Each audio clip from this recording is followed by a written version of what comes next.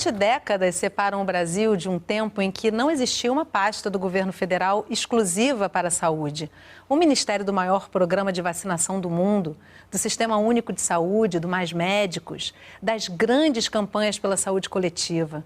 O gestor de programas que são exemplos para o mundo todo, como o de DST e AIDS e de hepatites virais. O maestro das mobilizações nacionais contra surtos, epidemias e pandemias.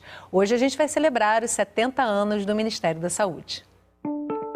É num quadro de reforma ministerial que vai surgir, que vai se tornar viável politicamente a criação de uma pasta específica para a saúde. 70 anos de uma história de muita luta. Em 88, a luta pela democracia foi a luta pelo direito à saúde. Ministério que construiu programas que receberam reconhecimento mundial. O único sistema no mundo público que atende mais de 100 milhões de pessoas. Programa Mais Médicos, o Brasil Sorridente, que é uma política nacional de saúde bucal, programas relacionados à saúde da mulher. Estamos unidos na luta pelo SUS, na luta pela democracia. Comigo no estúdio hoje, conversando sobre os 70 anos do Ministério da Saúde, José Gomes Temporão, médico, sanitarista, pesquisador da Fiocruz e ministro da Saúde entre 2007 e 2010. Gilberto Rockman, pesquisador da Casa de Oswaldo Cruz. E Carlos Fidelis Ponte, presidente do Centro Brasileiro de Estudos de Saúde, o SEBS. E eu adoro quando você participa de casa, me mandando suas perguntas, dividindo uma experiência com a gente. Eu recebo aqui pelo WhatsApp 021 99701 8122 ou pelas redes sociais do Canal Saúde, então não deixa de participar. Ministro, Carlos, Gilberto, que bom ter vocês aqui, conseguir reunir 3 pessoas que estão tão envolvidos, estão os 3 muito envolvidos com essa história. Ministro, eu começo com você. Foram 51 gestores que passaram pela pasta nesses 70 anos, você foi um deles, e atravessando aí crises sanitárias. Na sua época, tivemos a H1N1, que não chegou à proporção do que foi a pandemia de coronavírus, mas foi um desafio, né, da gestão. Eu queria saber o que você guarda dessa fase da sua vida e o que você acha que deixou de assinatura para a construção dessa história. Bom, cumprimentar aqui os meus companheiros de conversa, né? Na abertura a gente viu falar de programas, mas para além dos programas, acho que a questão mais importante é como foi esse processo de construção de institucionalidade, né? Da criação, na verdade, de uma estrutura de mobilização nacional, de uma estrutura de gestão nacional, de uma profissionalização da gestão e do avanço em inúmeras áreas, né? Então, ter participado desse processo desde a época da Faculdade de Medicina, quando eu comecei a trabalhar com saúde pública, né, e ter ocupado esse espaço importantíssimo como ministro, foi muito singular, por um lado, né, porque eu participei da época da transição no INAMPS, antes do SUS, né, da Comissão da Reforma Sanitária, depois eu trabalhei a nível estadual, municipal, depois, esse tempo todo também como docente da Fiocruz. E ter chegado a ministro foi uma singularidade no sentido de que foi um quadro da reforma sanitária que chegou lá. Agora nós temos a ANISE, tivemos outros, enfim. Mas eu queria chamar a atenção também para uma outra questão, que a gente está demarcando assim, um momento, né? 70 anos. Na verdade, tudo começou muito antes.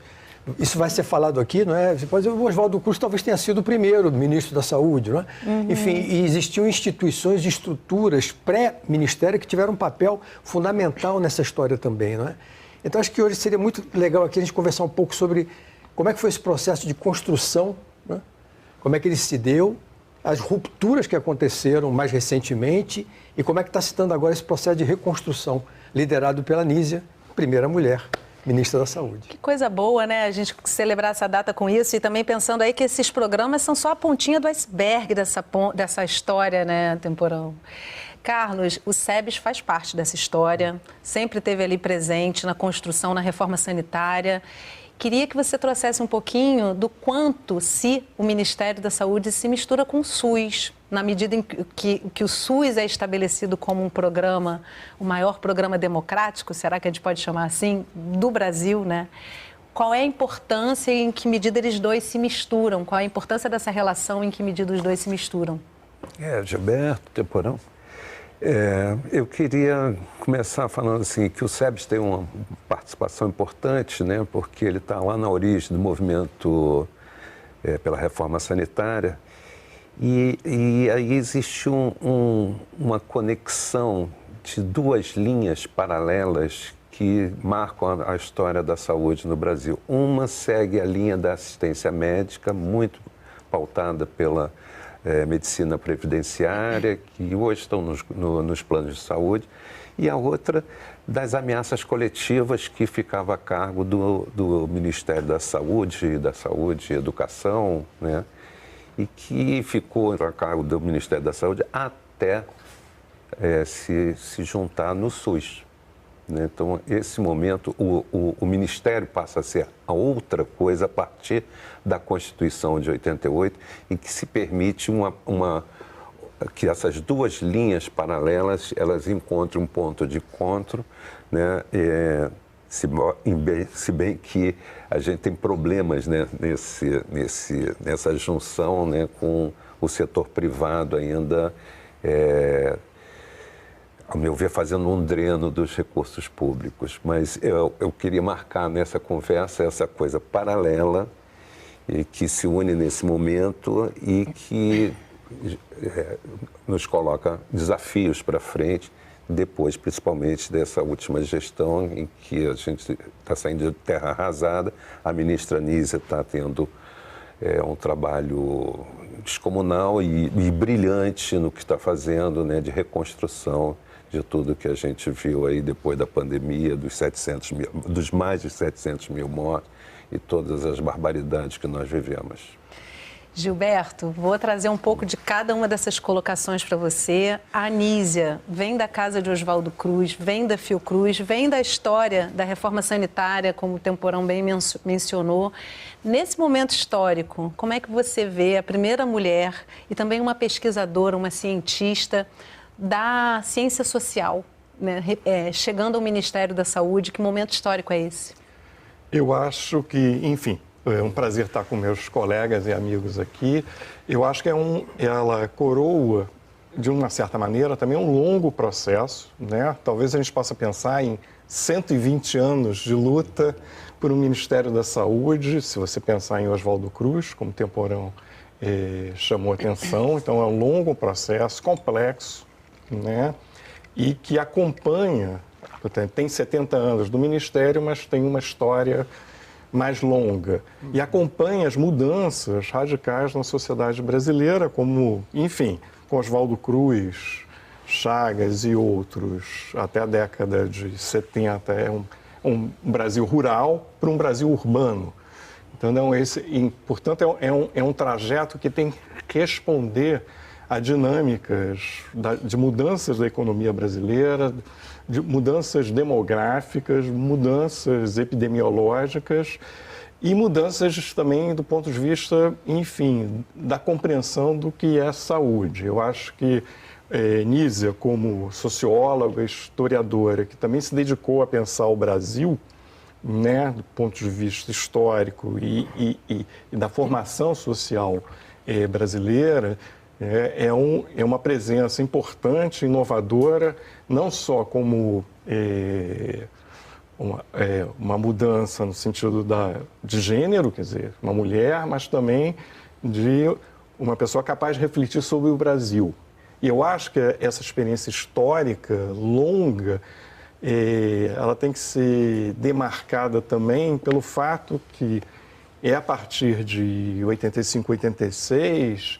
que saúde e democracia conversam, né? Eu acho que esse é o ponto que eu queria... Hoje é até estranho pensar como não conversavam antes, mas né? não conversavam. Então, eu acho que isso é importante também, dizer, nenhuma das proposições de ministério, de políticas de saúde, de previdência, assistência médica, até final dos anos 70, né, conectavam saúde e democracia. Seria possível resolver as questões sanitárias em qualquer ambiente, ou pelo menos democracia não era um valor, né? E hoje é. Então, esse ministério hoje, né, apesar de 120 anos de trajetória e mais de 70 institucionais, ele é também uma mudança radical na compreensão dessas relações.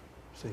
E vamos refletir sobre isso ao longo do programa com duas reportagens, aí já começando com a primeira. Como seria se não houvesse um ministério exclusivo para cuidar da saúde pública? Passados 70 anos, parece até difícil imaginar, mas a criação do Ministério da Saúde foi resultado de um movimento intenso e muita história anterior. A data de criação é 25 de julho de 1953, mas essa é uma história que começou muito antes desse período. Ela se situa, na verdade, no ambiente da Primeira República, né, no contexto dos anos 10 e anos 20. A percepção de que o interior do país era um país adoecido, isso começa a circular em periódicos, em eventos, né, em livros, em artigos, né, começa a se construir uma imagem de que o Brasil era um país doente, né? E, portanto, para enfrentar esse país doente, a gente precisava de aparelho do Estado, a gente precisava de intervenção estatal, né? De políticas públicas, né? Então, nesse contexto dos anos 10 e 20, começa uma discussão muito potente, né, entre uma elite de sanitaristas e também de políticos em favor de criação de um Ministério da Saúde. Belisário Pena, Carlos Chagas, entre outros nomes importantes, fizeram parte desse movimento que culminou na década de 20 na criação do Departamento Nacional de Saúde. Houve muitas resistências, né, no âmbito político para a criação de uma pasta da saúde, né? Porque os estados entendiam que isso era uma forma da União interferir nos seus domínios, né? Então, essa ideia de uma pasta para a saúde, ela não vai adiante. Se cria uma estrutura política administrativa que é considerável para a sua época, mas não é um Ministério da Saúde. Até que na década de 30 é criada uma pasta para a saúde, só que compartilhada com a educação. E é apenas em 1953 que a ideia de um ministério voltado exclusivamente para a área da saúde sai do papel.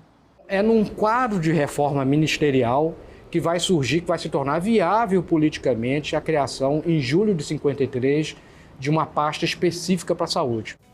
E numa trajetória de conquistas, a construção do SUS teve forte participação no fortalecimento do Ministério da Saúde. O Ministério da Saúde que a gente conhece, né, presente e atuante na saúde pública, né, que a gente conhece em nossos dias, ele, portanto, tem a ver com o domínio do Sistema Único de Saúde. Esse foi o Ministério da Saúde possível com a construção do SUS. E com a construção de políticas fundamentais. Cito algumas, como, por exemplo, o programa Mais Médicos, que nós estamos restituindo agora, colocando aí 57 mil novas equipes e serviços à disposição da sociedade brasileira. Significa atingir de imediato alguns milhões de pessoas, estamos falando aí de 80 milhões de pessoas.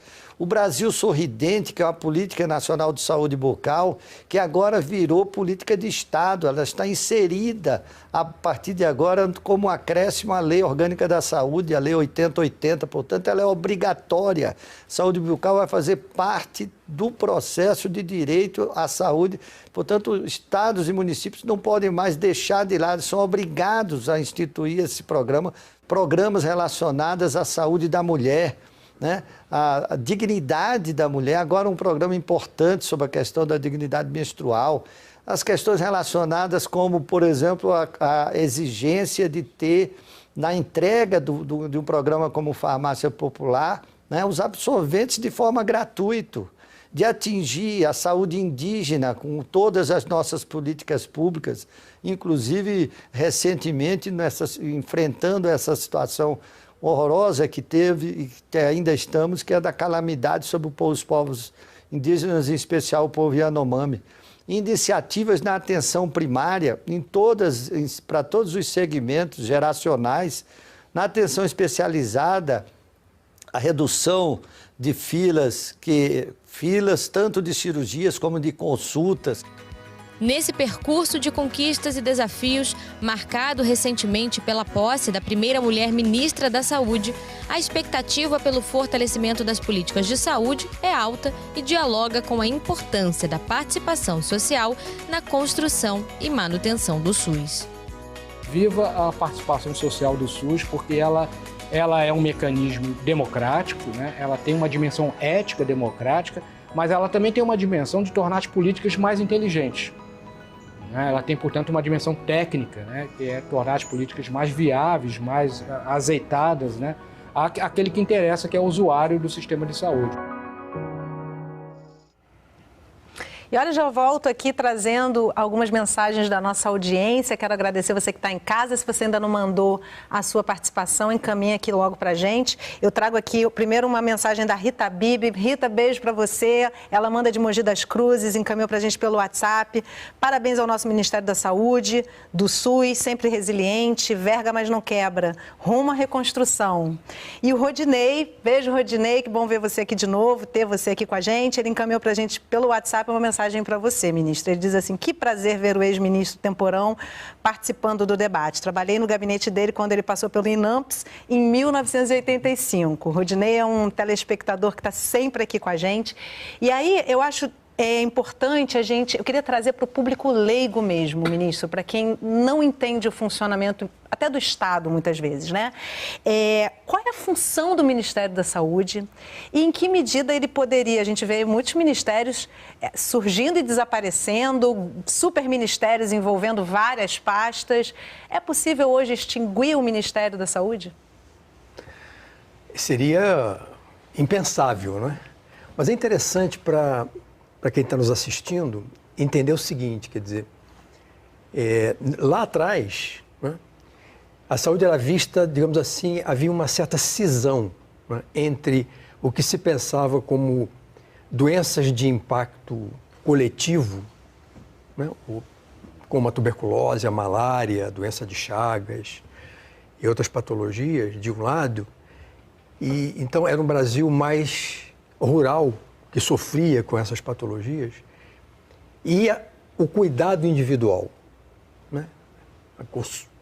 Adoeceu, precisa de um médico, precisa de um serviço, que estava muito mais ligado, naquele momento, lá atrás, nos anos 20, 30 do século passado, a questão urbana, a questão sindical, né?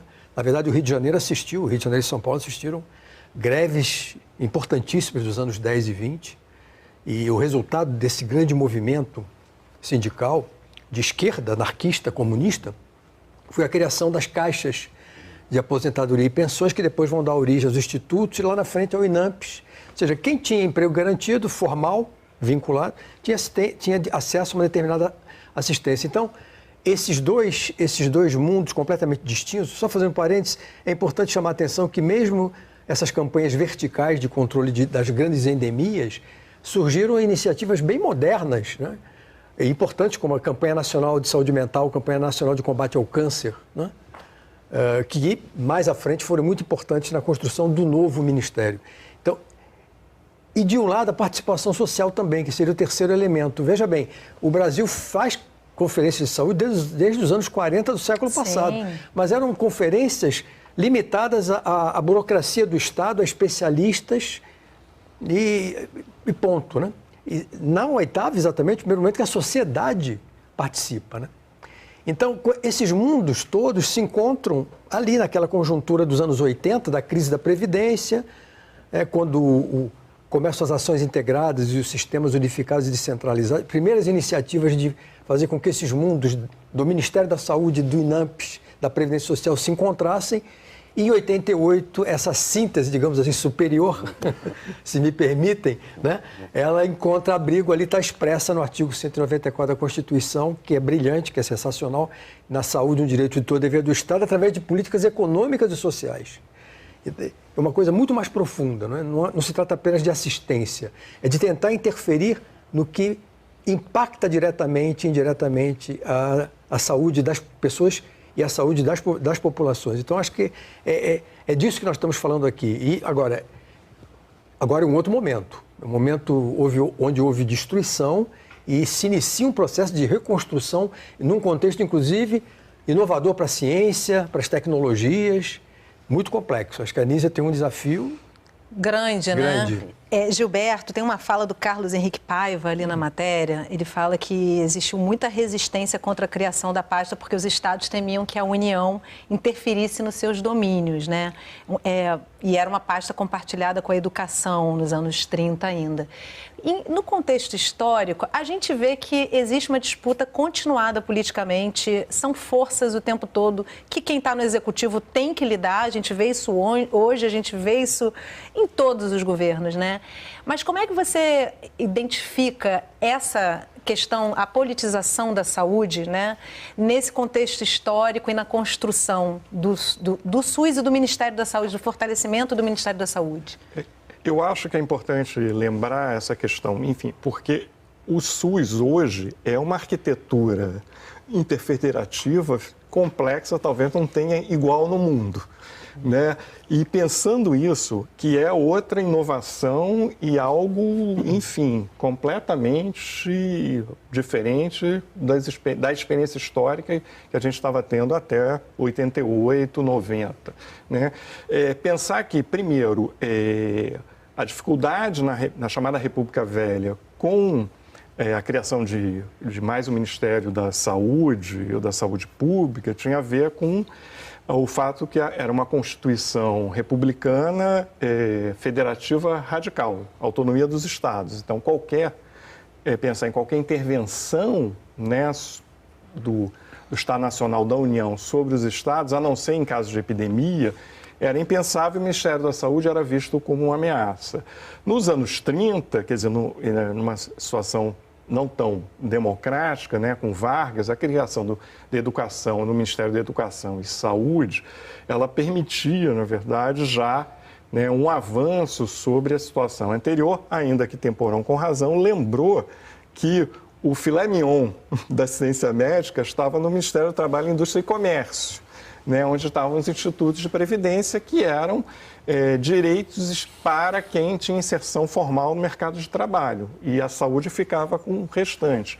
É essa dualidade que chamou a atenção que vai ser tensa até os anos 80. Então, você tem uma tensão importante, até porque os grupos que tinham, vamos dizer, mais direitos, era uma cidadania desigual. Se você tinha carteira de trabalho, você tinha direitos. Se você não tinha carteira de trabalho, você não tinha direitos. Se você já não tem nada, vai ficar sem nada mesmo, vai ficar, né? Com as políticas, enfim, essas mais coletivas. Então, isso era muito tenso. E, obviamente, na experiência democrática, que vem em 45, 46, quer dizer, fica mais claro que, obviamente, que grupos, as corporações, os sindicatos não tinham interesse naquele momento de abrir mão, né, dos seus hospitais. O Rio de Janeiro, você passeia pelo Rio de Janeiro, é a história.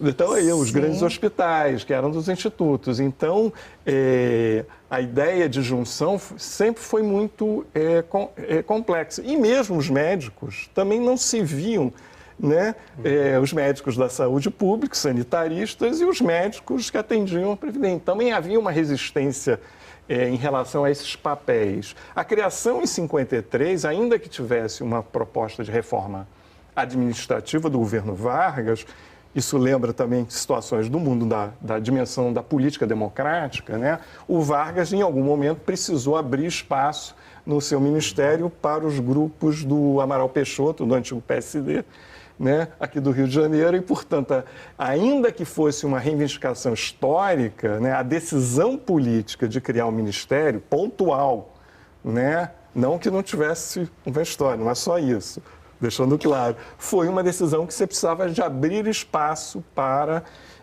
incorporar mais grupos políticos naquele momento, quando Vargas já estava num processo de crise. O primeiro-ministro foi Miguel Couto Filho, ligado aqui ao senador fluminense, filho do grande clínico Miguel Couto. Esse é um processo, só que isso tem consequências, né? As consequências foram, com o Ministério, né, ele vai se robustecendo ao longo do tempo. Grandes campanhas de endemias rurais, né, campanhas de erradicação da malária, da varíola nos anos 60, com a criação do PNI em 73, né, que vão fazer 50 anos. Então, quer dizer, as consequências das decisões não têm a ver, necessariamente, não são antecipadas por aqueles que decidem. Então, um ministério, ainda que ele é completamente reformado, né, a partir da criação do SUS, ele estava crescendo nas suas camadas ao longo desse tempo.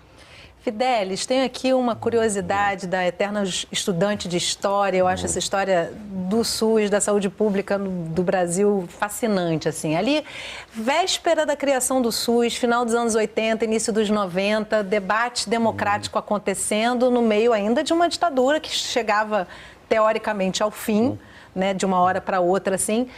Ministério da Saúde já existia e tinha sua força, tinha seu lugar. Onde é que ele estava nessa discussão de construção do SUS?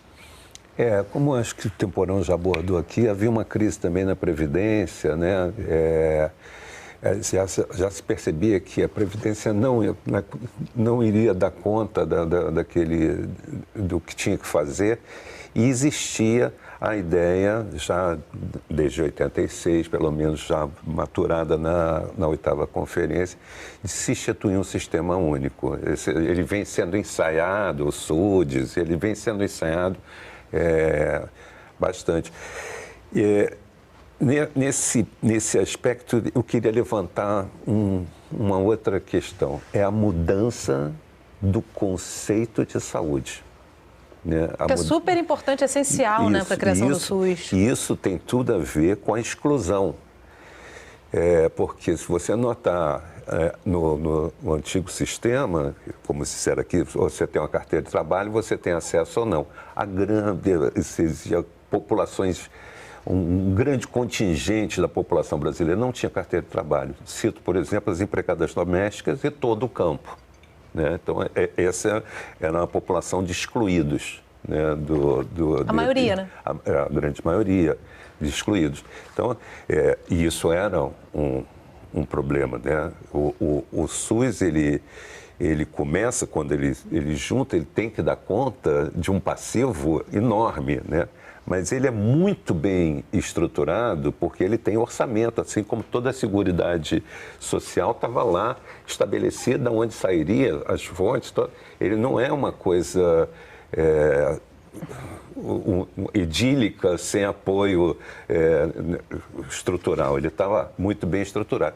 E a ideia de que a saúde é um bem ligado a um direito humano, né? Não é um bem privado que se adquire, não é uma coisa do consumo, né? Está por trás da ideia do SUS. Né, que está ali. Eu lembro do discurso do Aroca na 8ª Conferência, dizendo que a saúde não é só a ausência de doença, né?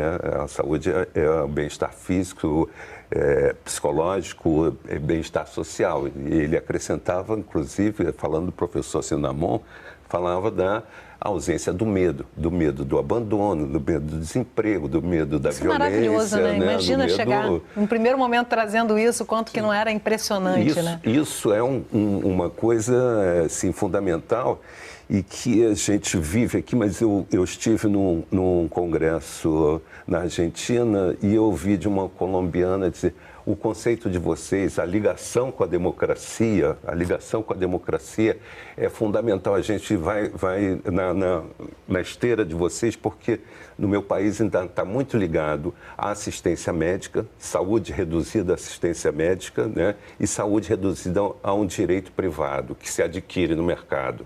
Né? Isso o SUS coloca de forma totalmente nova, né? E incorporando esse contingente abandonado, esse contingente enorme de excluídos. Então, é uma proposta fantástica, né? Uma fofoca que eu descobri outro dia, assim, eu digo para você. Ao vivo, né? Preste atenção. Parece que Écio Cordeiro, antes do SUS, ele baixou uma portaria dizendo que não precisava mais mostrar carteira de trabalho, nada. Então, ele, por portaria, ele já, isso me contou Ana Tereza, né, do SEBS, por portaria ele já incorporava essa... Foi a decisão do Valdir Pires, que era o ministro da Previdência, o Ézio era o presidente do INAMPS, e é importante saber isso exatamente, que às vezes o que aconteceu de inovador naquela conjuntura é que até ali os recursos da Previdência eram proibidos, por exemplo, de financiar de qualquer forma a assistência universal para os estados e para os municípios. E com essa medida de que deixava-se de exigir a apresentação de documento de identidade para ser atendido na rede própria do INAMPS. Foi revolucionário. Ali, essa conjuntura muito rica e pouco conhecida e pouco estudada, que vai de 80 até 88, né? Quer dizer, da crise da Previdência e dos primeiros arranjos de pactuação, o esboço de tripartite, o esboço de conselhos estaduais, de conselhos de saúde, tem início ali. Claro que depois, sob a liderança de Aroca e do Ézio Cordeiro, a gente entra numa nova conjuntura. muito mais rica e interessante. E aí, para fechar esse bloco, eu queria trazer uma fala também do Arouca, que é: a saúde é resultado de toda uma sociedade, né? E sendo assim, como é que o SUS seria construído sem abrir a porta para essa sociedade, as portas de entrada do SUS para toda a sociedade, né? No próximo bloco, a gente traz depoimento sobre a importância do Ministério da Saúde. A gente já volta, não sai daí.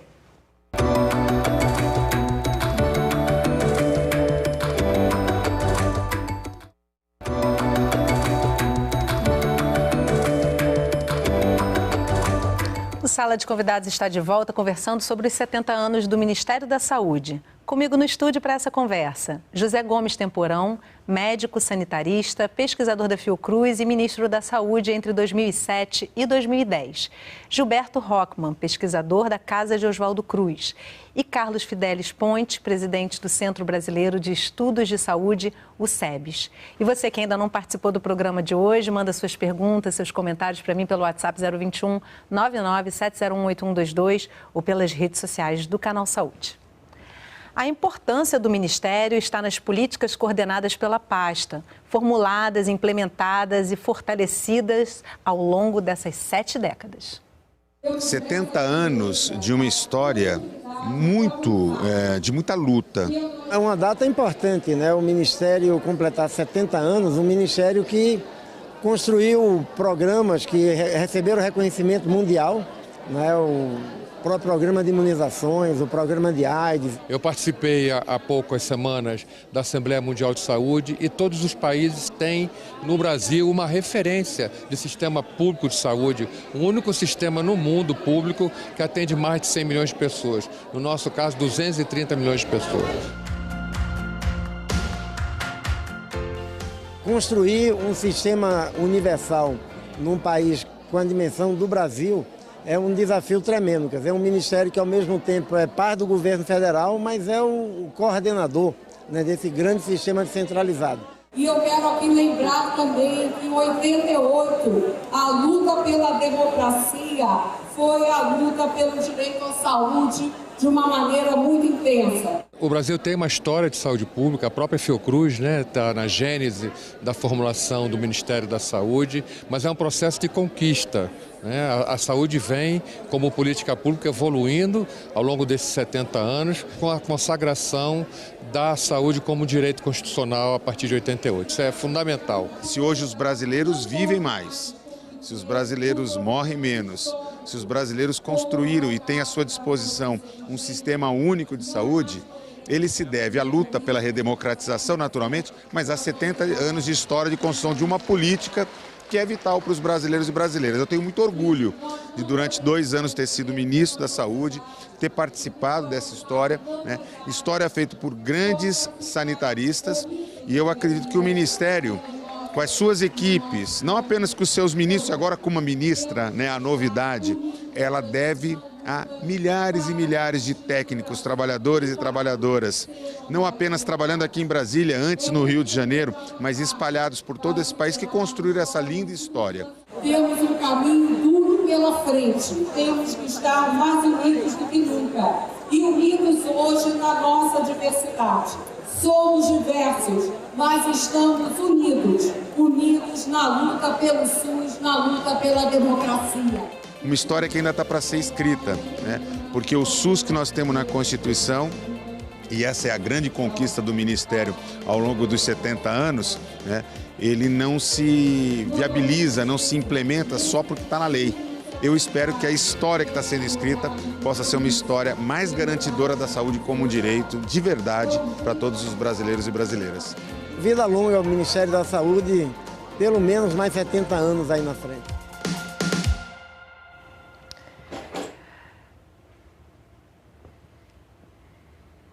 Temporão, essa fala do Chioro é muito interessante, né? Quando ele fala assim, não basta estar na lei, tem que fazer cumprir, tem que colocá-la em prática. E a gente viu durante a pandemia, de fato, isso em risco, né? A coordenação do Ministério da Saúde não aconteceu da forma como deveria e foi necessário realmente que a sociedade se reunisse em torno disso, as organizações como o SEBS, como a Brasco, como a Fiocruz, se mobilizassem para justamente fazer acontecer esse diálogo com as gestões estaduais e municipais. Eu queria saber da sua experiência, como é que é sentar à mesa para dialogar com gestores de diferentes olhares políticos, tratar disso com respeito, sobrepondo o interesse público da saúde pública e coletiva, independente das ideologias políticas e das discordâncias que muitas vezes são extremas. Como é que é sentar à mesa com esses gestores? O que nós assistimos durante a pandemia, principalmente no governo Bolsonaro, foi exatamente uma ruptura dessa postura, né? Desde 88 que o SUS é construído de maneira coletiva, articulada, né? União, estados e municípios, né?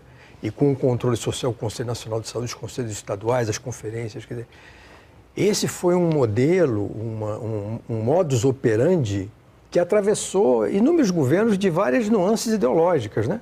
Mais à direita, mais à esquerda, sem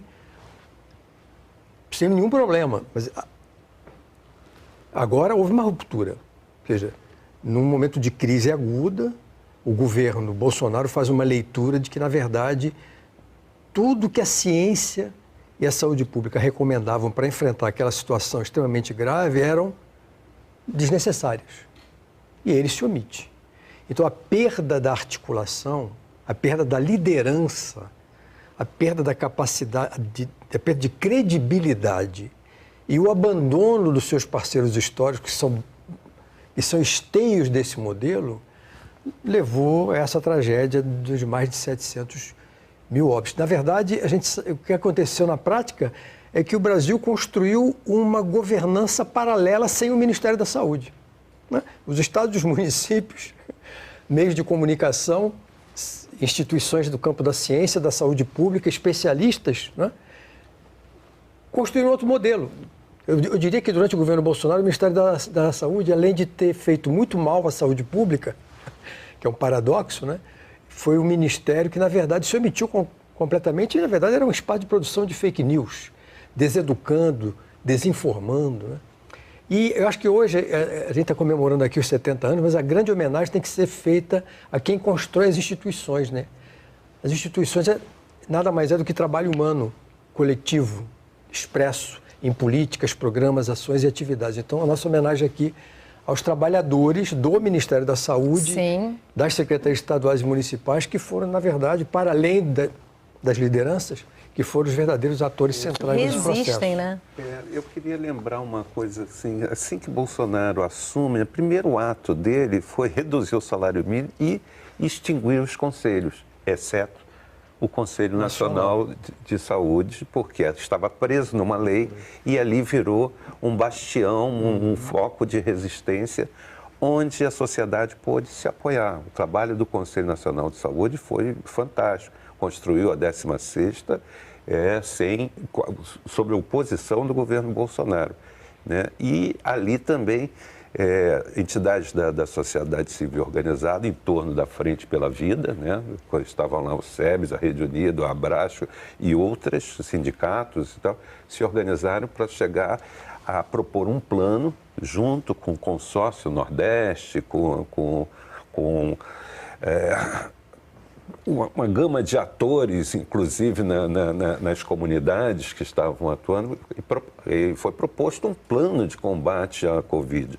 Porque o que o governo Bolsonaro fez foi uma temeridade, porque não se conhecia o vírus e ele achava que existiria a possibilidade de uma imunização de grupo, que era inatingível.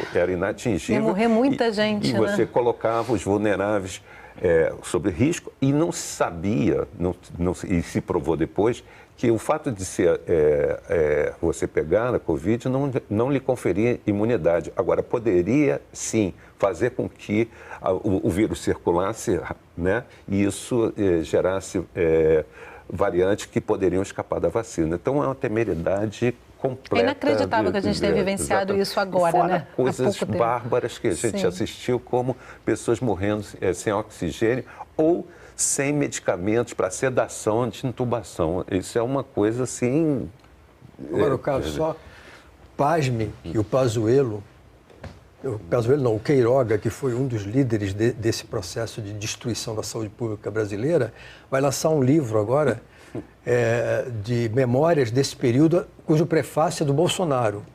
E a Associação Paulista de Medicina, a meu ver, de maneira vergonhosa, vai sediar esse evento. Quer dizer, mas vai ser interessante do ponto de vista antropológico, mas que confunde, sociológico e político, né? O que ele vai dizer que fez a melhor gestão de saúde de todos os tempos. É o que ele tem dito, aliás. Mas é no que a gente está vendo muito se basear, né? Na retórica. Eu acho um ponto também, por um lado, quer dizer, tem essa tragédia, né, que a gente assistiu, né? Por outro, quer dizer, a pandemia permitiu uma certa, eu acho, uma redescoberta do SUS, num certo momento, pela vacina, quer dizer, inclusive setores de classe média que sempre se ausentaram, né? Obviamente com seus planos privados do sistema público, né? De uma série de maneiras, de repente se deram conta, né? Que vacina gratuita, acesso, né? Isso era o SUS, né? Aqueles postos de saúde, as unidades básicas. A grande mídia também, né, Gilberto? Que de repente que só dá... se curvar. Teve. Então, se tem alguma coisa que sai disso também, é um encontro, enfim, num momento trágico, de setores da sociedade com o SUS, um certo aprendizado, quer dizer, nos caberia agora também pensar, quer dizer, como é que a gente reforça potencializa até porque o SUS não é só vacina, quer dizer, esse é o ponto, né? Ficou um pouco, né? As pessoas começaram a fazer essa associação, mas é muito mais do que isso. Então, esse aprendizado e a capacidade de resposta dos entes federativos, né, quando o coordenador abriu mão de coordenar, quer dizer, eu acho que foi fundamental. Então, eu queria dizer, quer dizer, o SUS, quer dizer, a ideia de reforma sanitária, uma vez eu até me incomodava um pouco, reforma sanitária com maiúsculas, como alguns colegas escrevem.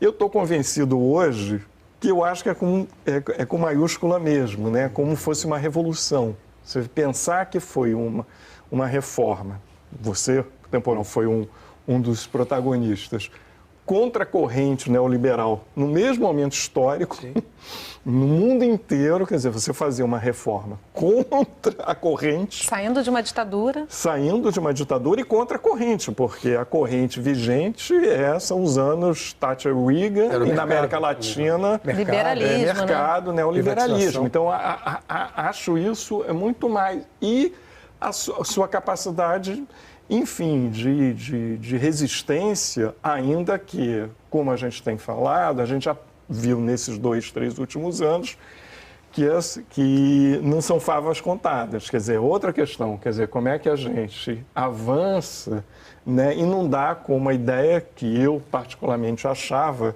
que estávamos tranquilos no mundo democrático com o SUS e que isso seria inatacável. A gente viu que não. Então, acho que agora a tarefa histórica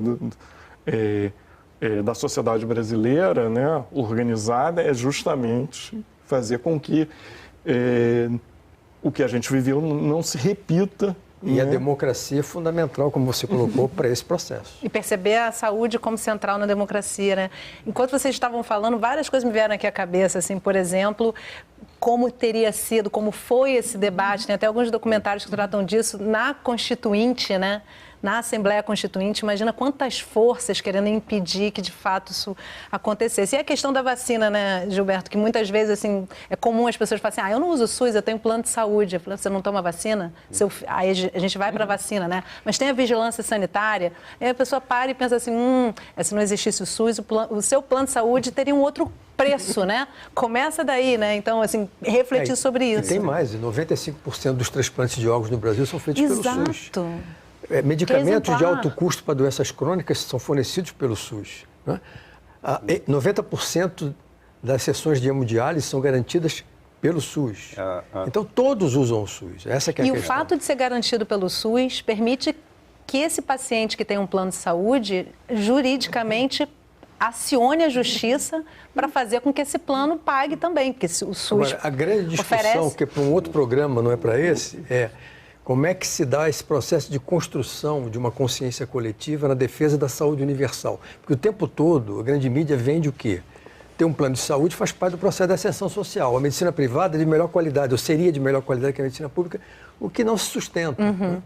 Então, é esse processo político que tem a ver com a democracia, mas tem a ver com o processo de conscientização da sociedade de que a melhor estratégia para um país como o Brasil, para reduzir desigualdade, garantir equidade e uma vida melhor para todos, é o sistema universal para todos os brasileiros. E aí, Temporão, tem uma outra questão, assim, a gente passou anos escutando uma falácia, quer dizer, a ideia de um Estado mínimo, a ideia de que o Estado é intrinsecamente ineficiente, foco de corrupção, né?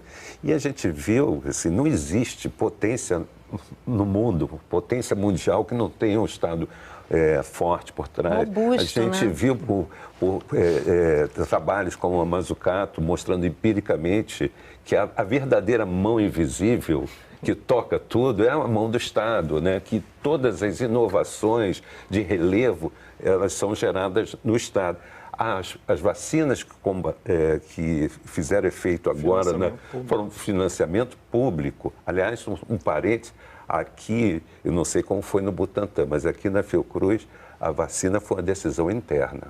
Não teve a participação. No Butantan, idem. Aqui estava... E salvou vidas, né? Isso era o CPF da presidente Nízia que estava na frente. Então, recuperar essa ideia de que é a balela dizer o Estado mínimo. O Estado tem que ser do tamanho, né, do projeto que se quer do país, alcançando onde ele tem que alcançar.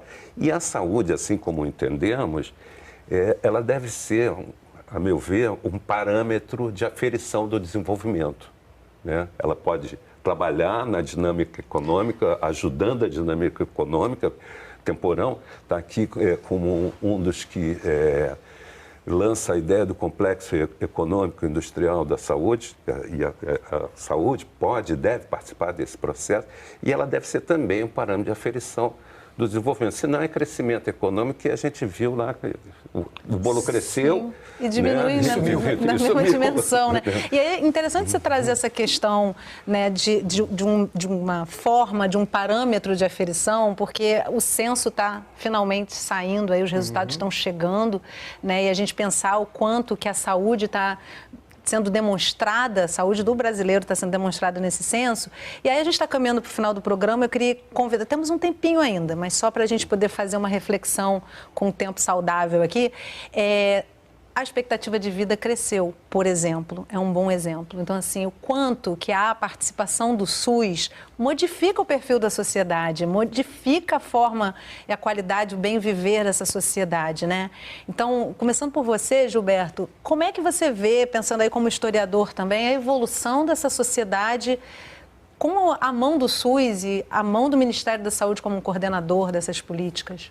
Eu acho que você tem, enfim, conquistas históricas ao longo do tempo. A gente pensar que mesmo que tenhamos problemas ainda, né, de doenças infectoparasitárias, elas foram reduzidas, mesmo que erradicações não tenham sido conseguidas, né, algumas doenças desapareceram, né, com um processo, né, de ação do Ministério da Saúde, com suas campanhas, há muito tempo, desde os anos 50, principalmente, com projetos de desenvolvimento, né, e combate às endemias rurais, né. Há a ideia de vacina, né, se você pensar não só o sucesso da campanha de erradicação da varíola, né, que já no governo militar, né, e a criação do Programa Nacional de Imunizações, né, em 73, que também produz impactos importantes, né? Eu não desconheço país que tem um pacote de vacinas gratuitas a oferecer para a sociedade. Não tem, nem nos sistemas também públicos, como Canadá, Inglaterra, não há isso. Então, isso também, infelizmente, sob ataque, né, do governo passado, mas agora com um certo antivacinismo, né, e por isso a questão da recuperação das coberturas vacinais, mas, por exemplo, o PNI, desenvolvido em 50 anos, no Ministério da Saúde, possibilitou certamente, né, declínio de mortalidade infantil, extensão da vida das pessoas. Então, eu acho que é uma trajetória com problemas ainda, mas muito bem sucedida e aponta para o futuro, para um futuro positivo, se a gente quiser. Em construção, né, Gilberto? Construção. Porque é continuado esse processo histórico. Fidelis. Eu estava pensando aqui, como é que a gente tem programas, como o Gilberto falou, de amplo sucesso, como o PNI, temos o programa de combate ao tabaco, que foi fantástico, é fantástico, mudou muita coisa. O DST-AIDS, erradicamos a poliomielite, assim, num país de dimensões continentais, né, com uma população que não é a população da Bélgica, né, não é uma coisa do tamanho de Cuba. Nós estamos falando de um continente, e a gente consegue fazer algo assim. Eu fiquei pensando, a gente tem uma frase na Fiocruz, né? Eu também sou pesquisador da Casa de Oswaldo Cruz, você pode não saber, mas existe Fiocruz dentro de você. Eu gostaria de dizer assim, você pode não saber, mas o SUS protege você. Né? Existe lá toda a questão... Mesmo que você não queira. Mesmo que você não queira, exatamente. Mesmo que você não queira, mesmo que você não queira. Então, é uma coisa assim, fantástica. E eu diria mais, o que o SUS faz com os recursos que ele tem, não existe iniciativa privada capaz de fazer. Porque a eficiência é fazer o que ele faz com aquele recurso reduzido. Né? Isso em termos de mercado, eficiência e tal. O SUS vai aonde o mercado não vai. Né? A gente viu isso na pandemia. Quem foi lá vacinar no lombo de burro ou nos igarapés, né? Foi o SUS. Então, eu acho tem uma pesquisa que mostra que quem só tem o SUS fala bem do SUS. Avalia muito bem o SUS. Tem questões, lógico, né? O acesso às vezes é muito difícil, mas quando outra entra... questão para o futuro. Com a informalidade que o neoliberalismo implantou, vai ser difícil a gente... E com o tiro que deram na Previdência, né? Você vai acabar... a gente vai ter um problema na Seguridade Social. O que nos sobra, né, e que tem que ser assim, é o SUS. Né? Então, o SUS é fantástico, por isso acho uma engenharia, assim, vejo, ele vai ter problema, a Nízia vai ter problemas, vai, né? Se a Nízia conseguir, não está só nas costas dela, porque é tripartite, mas a questão do acesso, né? A questão do acesso é uma questão fundamental. Não é só dela, mas o que está sendo feito em 6 meses, desde atender a crise humanitária dos Yanomamis e outras. E que não aparece na grande mídia, né? Eu, como jornalista mídia aqui do Canal Saúde, eu percebo muito isso, assim, que a gente vai a pautas que não interessam muitas vezes e eu vejo coisas incríveis acontecendo no âmbito do SUS e principalmente da prevenção e de trabalhos que não interessam à iniciativa privada, porque não aparece, né? Temporão. Essa resiliência do SUS é fenomenal, é incrível, né? Realmente é importante, você chamou a atenção, né? Porque exatamente ele surge e começa a ser implementado no momento que o mundo todo dizia, não, isso não funciona, nós temos que privatizar tudo, o mercado vai resolver a questão da saúde. E com todos os percalços, né? Você vê que tem uma trajetória de crescimento, de fortalecimento, né? De redução de indicadores, de mortalidade infantil, mortalidade por doenças crônicas, né? A questão do tabagismo. A prevalência de fumantes na população adulta brasileira caiu em 30 anos de 35% para 10%. Isso é impensável, né, ministro? Quer dizer, isso era impensável. Mas eu queria agregar uma outra questão, já que nós estamos terminando, que isso tudo é muito importante, o SUS é extremamente importante, mas o impacto real sobre a mortalidade, a morbidade, as condições de vida da população se dá quando você amplia o teu olhar para a questão da intersetorialidade e da determinação social. Não adianta ter um excelente sistema de saúde se a questão do emprego, do salário, do meio ambiente, da moradia, do acesso à cultura, das condições de vida em geral, da democracia, da igualdade, né? Se isso não se expressa em políticas onde, e a Nízia está puxando muito esse discurso de maneira muito importante, inclusive trazendo de volta a Comissão Nacional dos Determinantes Sociais da Saúde, quer dizer, começar a construir políticas. Eu me lembro que na minha época eu e o Tasso Gentes discutíamos por que a política de segurança não pode estar dialogando na saúde da família, na comunidade, porque o agente comunitário entra na casa das pessoas, pode detectar precocemente situações de risco, de vulnerabilidade de uma mulher, de um adolescente, de uma criança. Então, esse olhar muito mais amplo e a questão, evidentemente, da política econômica, impactando diretamente com o SUS, de fato universal e fortalecido, isso sim vai trazer uma melhoria brutal.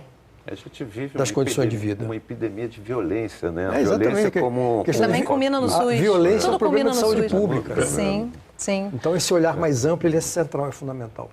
E olha, eu fico feliz de a gente encerrar o programa assim e acho que honramos essa história, esses 70 anos do Ministério da Saúde e muito mais, né? O historiador aqui presente, os historiadores, os que viveram essa história vão me perdoar por essa limitação de 70 anos, mas sabemos que é uma história muito mais longa que isso. Acho que honramos essa história com essa conversa maravilhosa com vocês três. Muito obrigada pela presença de vocês aqui com a gente e vamos voltar a honrar essa história inúmeras vezes, porque ela ainda está longe de terminar, acho que nunca vai terminar, né? Que a gente não consegue viver sem ela. E obrigada a você que acompanhou o programa de hoje aqui pelo Canal Saúde, ou um dos nossos canais parceiros. Se você quiser compartilhar essa conversa, entra lá no site do Canal Saúde, você vai encontrar um acervo com a nossa programação completa. E não se esquece que toda semana a gente tem um assunto relevante para dividir com você, então eu te espero no próximo programa. Até lá!